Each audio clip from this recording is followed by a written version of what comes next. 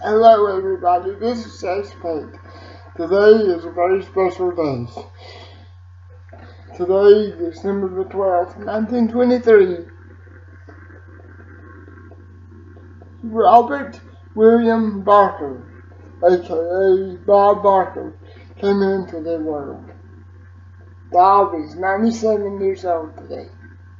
I'm going to tell you about Truth or Consequences and The Price is Right. Truth or Consequences was the first show that he did, starting in 1956, New Year's Eve, his very first show that he had a long stint with hosting came on TV, Truth or Consequences. In this show, they had an audience, and Bob would go out into the audience.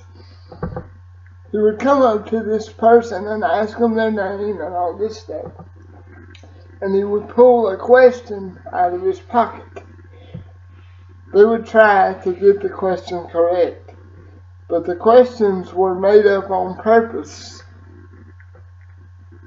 that they were so difficult on purpose that the point of the show was more to participate in the consequence than it was try to get the answer right. If they try to get the question right. If they got the question correct, you would pull out another question and ask them another question. If they got that one right, you would pull out another question and ask them another question. So, and then the consequence. They would participate in the consequence. Games, stunts, all that stuff. And they would get prizes afterward for their participation.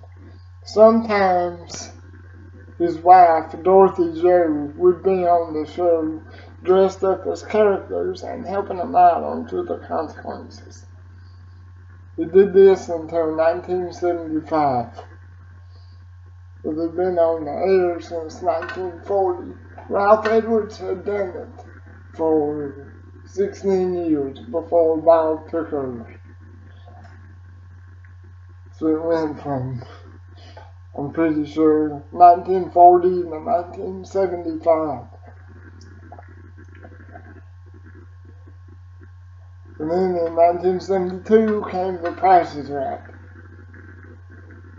The original version of the show was done from 56 to 65 by Bill Conn, one of the only game show hosts I ever knew of who fought a disability while hosting his game shows. Poliomyelitis. In this version of The Price is Right, they had champions, and there was no limit to the amount of money a champion could win, as long as they were the one at the end of the show with the most in cash and prizes. They would be presented, and they had a daytime and a nighttime version too. They would be presented an item. The contestants would, I'm pretty sure, be drawn from the audience. They would be presented an item. The person that was closest, they would bid on the item until the buzzer sounded or until they all froze. If they continued to bid, they had to every time bid higher than what the highest bid was. If they bid lower than what the highest bid was, they automatically froze. They bid until they were all frozen, or until the buzzer sounded and they all had to get their final bids in. Or sometimes Bill would say, this item is a one bid only item. Then they were shown the actual retail price, and the contestant that was closest to the price of the item without going over won the item. And they took the price tag out of the envelope and passed it down to the contestant who won the prize, so they could keep track of it. Some of the prizes had bonus prizes with it, where a bonus bell would ring after an item was bid on, meaning that the contestant automatically won the prize. Sometimes they were brand new houses, sometimes they were new cars. You never knew what the bonus prize was. Sometimes they were the chance to be an extra, to star in movies as an extra. You never knew what the bonus prizes were. But that was the original version of The Price is Right. In 1972, they brought the show back. They called it The New Price is Right. The first part of it, with the contestants' row, is going back to the basic version of The Price is Right, except with their contestants' row 1 bid, every item is a 1 bid only item.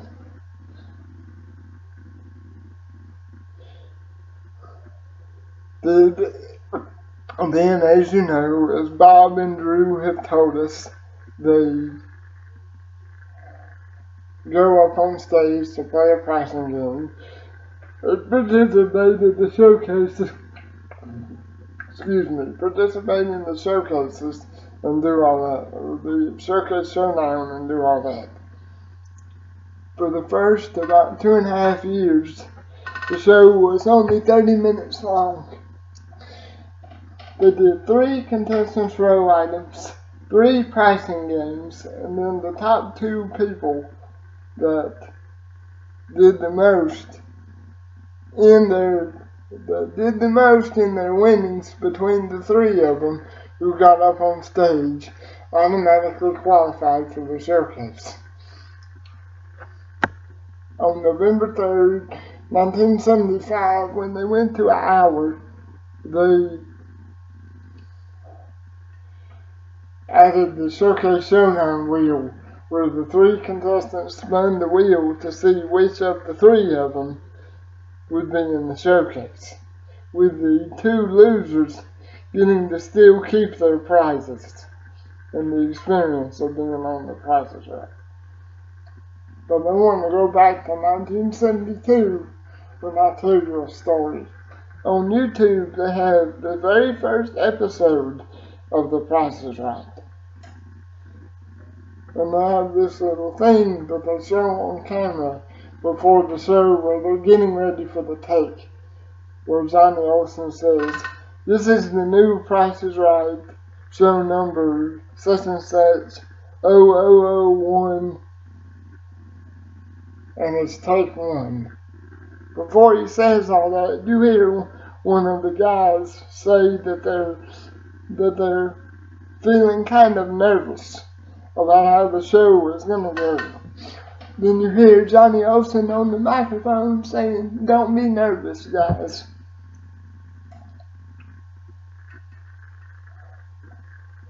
Bob said in the interview that when they started the show, they thought they would get a few years out of it and it would be canceled, and then they would have to move on to something else because the show had been canceled.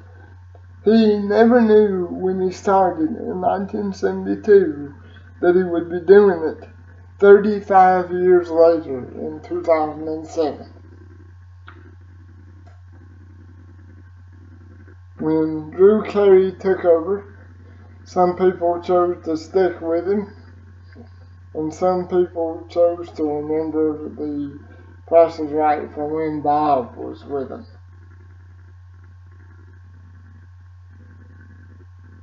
That's their Price is Right fandom. I'm not going to get into that. I chose to stick with the show. So that's the way it is, and that's all. I chose to give Drew Carey a chance, while other people could have chose what they wanted to do with it, which that's all I'm going to say about that. So that's the way it is. But anyway, happy 97th birthday, Bob. Thank you for 51 years, from 56 to 2007, of fun, laughter, happiness, crying, and everything else. Thank you. Happy birthday, Bob. We're going to see y'all next time, everybody.